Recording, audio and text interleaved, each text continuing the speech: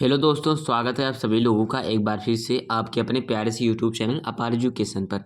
So guys, आज के इस वीडियो में हम लोग देखने वाले हैं क्लास 10 का एक मोस्ट इंपॉर्टेंट क्वेश्चन, हर बार रिपीट होने वाला क्वेश्चन। ठीक है, ये क्वेश्चन कोई भी क्वेश्चन एक बार दो बार आए कि ना आए, लेकिन इस क्वेश्चन के हर बार आने के चांसेस होते हैं, फिर बोल सकते हैं कि हर बार आते ही आते हैं। ठीक है, तो आपको फ्रेंड्स इस क्वेश्चन को ध्यान से पढ़ना है। ठीक है, देखना है कैसे इसको किया जाता है। ठीक है, तो इसका फुल सॉल्यूशन आपको मिलने वाला है। ठीक, तो स्टार्ट करते हैं फ्रेंड्स। इसमें हमसे कहता क्या है, सिद्ध कीजिए कि √3 इसके जगह पर कुछ भी बोल सकता है, √5 बोल सकता है, √7 बोल सकता है, √2 बोल सकता है, कुछ भी हो सकता है। ठीक है, तो यहाँ पर मैं लेकर जो चल रहा हूँ कि √3। ठीक है, √3 एक अपरिमेय संख्या है। ठीक है, हमें प्रूफ करना है। ठीक है, यानी सिद्ध करके हमको दिखाना है, बताना है। ठीक है, कि √3 जो हमारा होगा एक अपरिमेय संख्या होगा। ठीक है, तो इसको हमें सिद्ध करना है। तो कैसे सिद्ध करते हैं, ये क्वेश्चन हमसे पूछा था हर बार एग्जाम में। ठीक है, तो देखिएगा, सबसे पहले हमको यहाँ पर फ्रेंड्स सॉल्यूशन लिखना है, यानी हल लिखना है। ठीक है, हल लिख कर ही आपको सॉल्व करना स्टार्ट करना है। ठीक है, तो मैंने यहाँ पर हल लिख लिया। जैसे यहाँ पर हमसे बोल रहा है √3 एक अपरिमेय संख्या है। ठीक है, तो सबसे पहले आपको पहला आपका जो काम होगा उसको ये है कि आपको मानना है कि √3 एक परिमेय संख्या है। ठीक है, जस्ट इसके अपोजिट अपरिमेय बोला है तो आपको परिमेय मान लेना है। ठीक है, तो यहाँ पर लिखना है माना। ठीक है, माना माना माना √3 एक परिमेय संख्या है। ठीक है, परिमेय संख्या है। ठीक,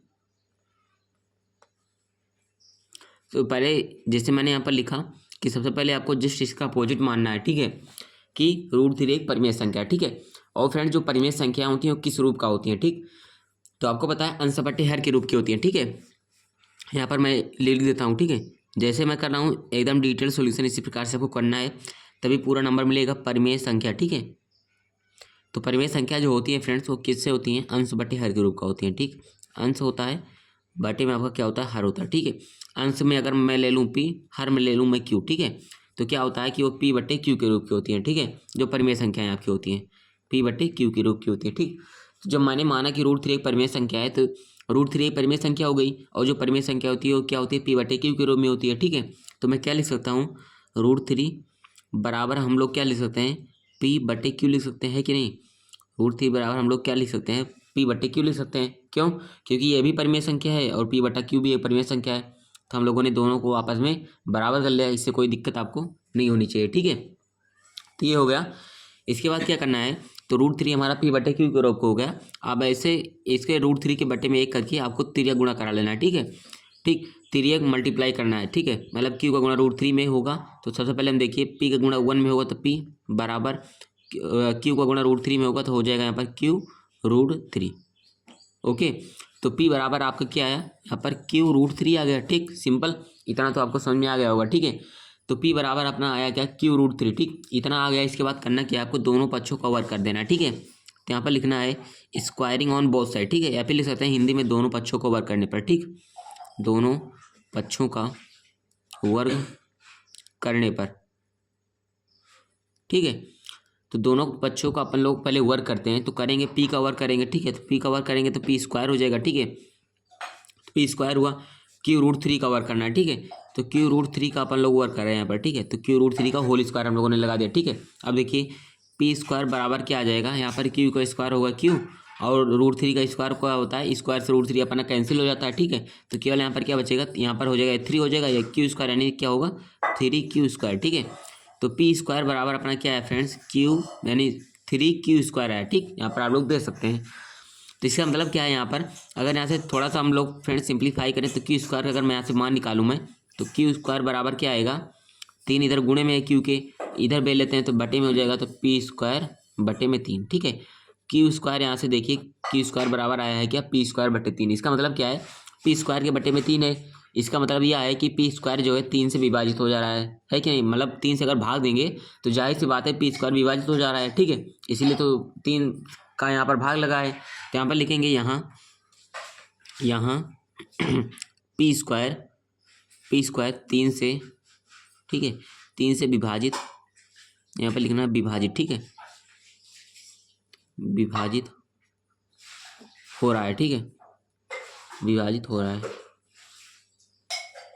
तो q स्क्वायर यहाँ पर क्या है, पी स्क्वायर बटे 3 है और पी स्क्वायर क्या है फ्रेंड्स यहाँ पर 3 से विभाजित हो रहा है। ठीक, तो आप लोगों ने फ्रेंड्स एक प्रमेय पढ़ी है। ठीक है, उस प्रमेय में क्या बोल रहा था, प्रमेय आपकी थी, प्रमेय आपका 1.6 था। ठीक है, उसमें बेसिकली बोल रहा है, ठीक है, एक प्रमेय 1.6 है, एक प्रमेय 1.3 है। ठीक है, अगर उसमें पी स्क्वायर 3 से विभाजित हो रहा है तो पी भी क्या होगा, 3 से विभाजित होगा। ठीक है, यानी कि मेरे कहने का मतलब यह है, अगर पी स्क्वायर क्या है 3 से विभाजित हो रहा है तो पी जो होगा, ठीक है, स्क्वायर नहीं है उसका, पी केवल सिंपल पी है, पी भी क्या होगा 3 से विभाजित होगा। ठीक, तो यहाँ पर लिखेंगे तो पी भी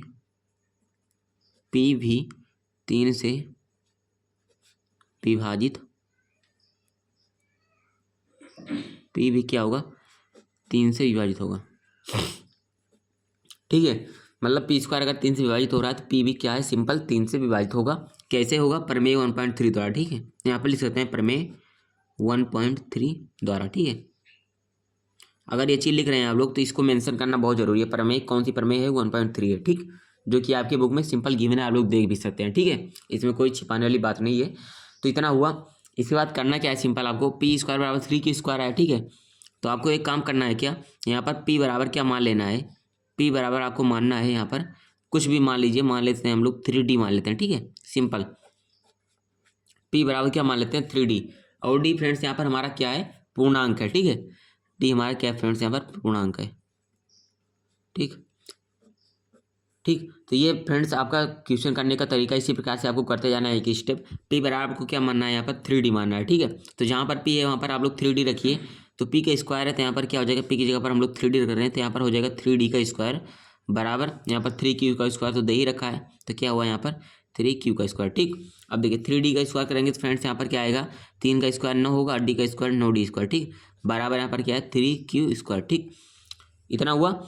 इसके बाद करना क्या है आपको, देखिए यहाँ 3 है, यहाँ पर 9 है। ठीक है, अब 3 को आप इस साइड पे लीजिए तो यहाँ पर क्यू स्क्वायर बराबर क्या हो जाएगा 9D स्क्वायर, और 3 इधर मतलब गुणे में है क्यू के, तो इधर आएगा बटे में, तो 9D स्क्वायर बटे 3, तो यहाँ पर 9D स्क्वायर बटे 3, 3 से 3 कैंसिल, 3 3 9 मतलब, तो क्यू स्क्वायर बराबर क्या आया यहाँ पर डी स्क्वायर।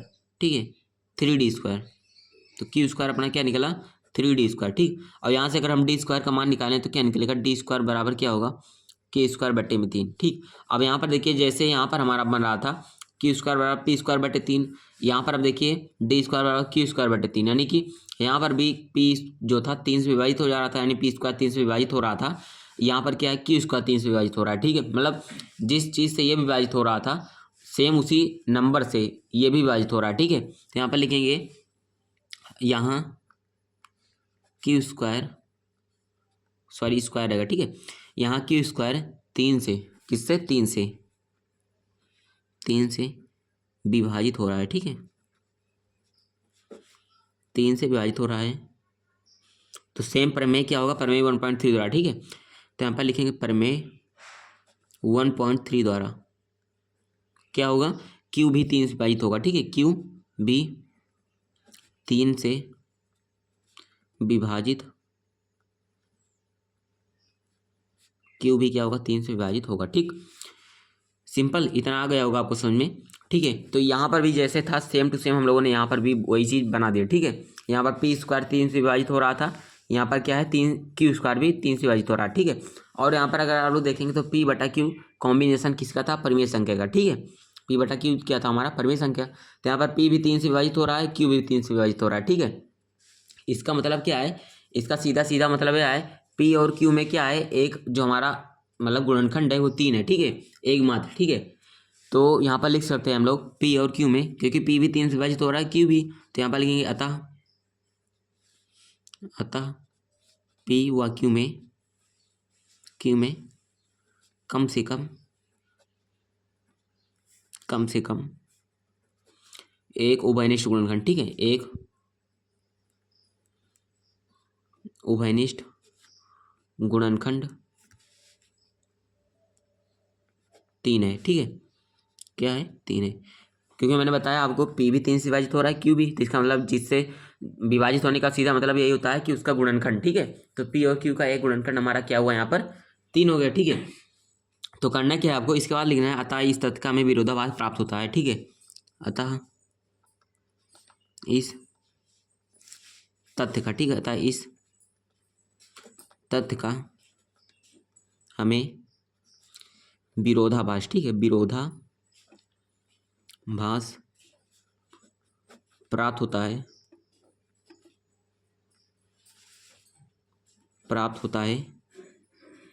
क्या प्राप्त हो रहा है कि पी और क्यू की क्या था कि 3 से विभाजित हो गया। इसका मतलब पी और क्यू में कम से कम एक उभयनिष्ठ गुणनखंड जो हमारा 3 है, ठीक है। और जब हमें इस तथ्य का विरोधाभास प्राप्त हो रहा है, इसका मतलब सीधा सीधा यह है कि पी और क्यू क्या है, ए और बी, या फिर मतलब जैसे यहाँ पर हम लोग पी और क्यू ले रहे हैं, यहाँ पर आप कोई भी मतलब जो आपके वेरिएबल्स हैं आप चेंज कर सकते हैं अपने हिसाब से, ठीक है।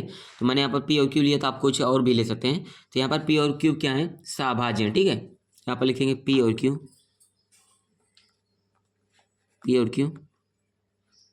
सह अभाज्य है, ठीक है।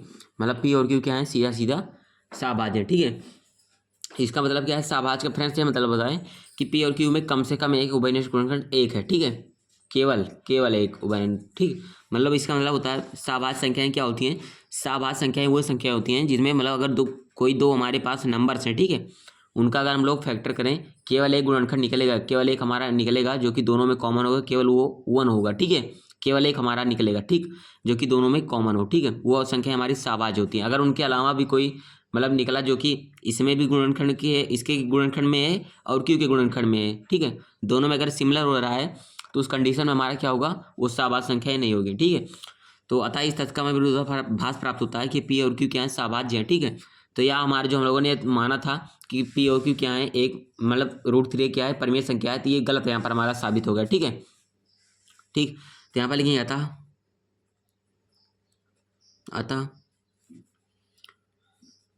ठीक, अतः √3 एक अपरिमेय संख्या है, ठीक है। तो यहाँ पर क्या हुआ फ्रेंड्स, हमारा सिद्ध हो गया, ठीक। तो √3 हमारे पास यहाँ पर क्या हुआ, लास्ट में हमें प्रूफ हो गया कि √3 क्या होगा, एक अपरिमेय संख्या होगा, ठीक। तो यहाँ पर हुआ हमारा फ्रेंड्स आसानी से, जो मैंने क्वेश्चन आपको बताया मोस्ट इंपॉर्टेंट क्वेश्चन, ठीक है, √3 वाला।